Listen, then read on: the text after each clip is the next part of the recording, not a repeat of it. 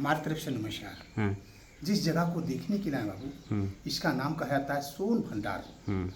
सोन के मतलब सुरंग का, भंडार का मतलब सुरंगों को भंडार। छोटा बड़ा जंगला देखिए ना, उसका ठीक सामने दरवाजा है।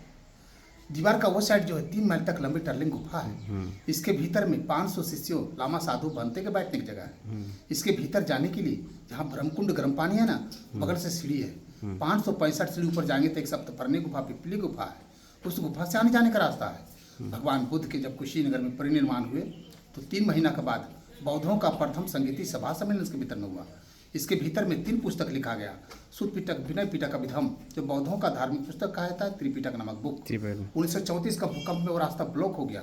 तब से कहा जाता है बिंबिसार का खजाना।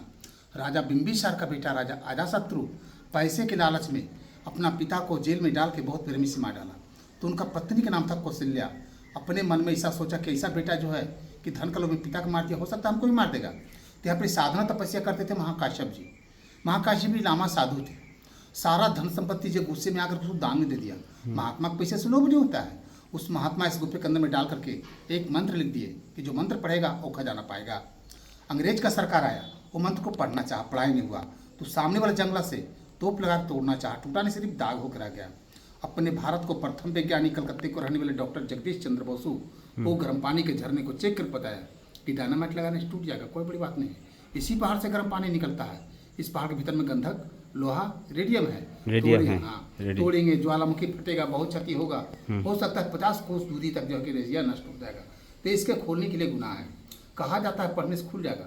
पर उसका जो भी पढ़ाई होता था, एक मंत्र लिपि जो पढ़ाई होता था, नालंदा में विश्वविद्यालय था, वहाँ 3 लाइब्रेरी था। रत्न रत्न सागर रत्न गधी 1199 में अलाउद्दीन बख्तियार खिलजी तीनों में आग लगा दिया। 6 महीना पुस्तक जलता रहा। इसका पढ़ाई पूरे संसार में नहीं होता है। ये शंख लिपि के नाम जाना, शंख लिपि पढ़ाई संसार में नहीं होता है। एक गड्ढा देखिए ना बाबू, उस गड्ढे के ऊपर में महामोगलायन अनंता का प्रतिमा था, कीमती पत्थर धातु का। जंगल झाड़ी में बहुत सारी मूर्तियाँ चोरी होने लगा। यहाँ से उठा कर नालंदा के म्यूजियम में सुरक्षित रखा गया। एक लिपि बाहर में बताया गया, जो कहा जाता है कि वो लिपि पढ़ाई हो चुका है। जहाँ पर घूमने के लिए आए, इसका नाम थे राजगीर, मगर यहाँ का नाम राजगीर नहीं है। राजगीर हो गया आपका बस स्टैंड पास में अजातशत्रु किला मैदान, जहाँ पे हम लोग उतरा, अजातशत्रु किला मैदान। यहाँ का नाम है गिरिवर्ज। ये 5 पहाड़ियों का नाम से जाना जाता है। पहला पहाड़ विप्लाचल, जहाँ सूरज कुंड, मकदम कुंड, गुरु नानक कुंड है। दूसरा पहाड़ रत्नागिरी, जहाँ भगवान बुद्ध को शांति मिला, झूला लगा हुआ है। तीसरा पहाड़ उदयगिरी, जहाँ भगवान बुद्ध रथ लेके आए थे, रथ का पहिया कपड़ा हुआ है। चौथा पहाड़ सोनागिरी। ये 5वां पहाड़ व्यवहारगिरी। इसके ऊपर में सप्तपर्णी गुफा है। बाबा श्रीनाथ का मंदिर है द्वापर युग का। नीचे में सोन भंडार गुफा। इसी पहाड़ से गर्म पानी झरना निकलता है। इसको बोलते हैं सोन भंडार। ये जो गुफा दिख रहे हैं बाबू, ये 2 मंजिला था, 2 तल्ले का था। इनके क्या कोई भी साधना तपस्या करने के लाते थे, किन्हीं के नीचे, किन्हीं को दे शांति के लिए। ये 1934 का भूकंप में टूट गया। जब सफाई किया गया तो भगवान बुद्ध के प्रतिमा पाया गया। ये देखिए इधर में भगवान बुद्ध का नेपाल के लुम्बिनी नामक बंजर में जन्म लिए थे। जब जन्म लेने के बाद में 7 कदम चले थे तो 7 कमल का फूल खिला था, कमल का निशान। भगवान बुद्ध के माँ का नाम था महामाया। वो सपने देखे थे, सफेद हाथी, 6 दांत वाला, 6 नोक वाला तारा, हाथी के निशान। भगवान शाक बन के थे, सच बोलते थे, शेर का निशान। भगवान बुद्ध गया में बोधि वृक्ष पर ज्ञान प्राप्त किए, बोधि वृक्ष का निशान।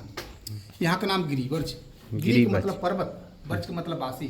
रहने वाले मगध के राजा जरासंध के बाद आया बिंबिसार का बेटा राजा अजातशत्रु का बेटा राजा उदय। उन्हें पता चला कि दादाजी को कारागार देकर मार डाला।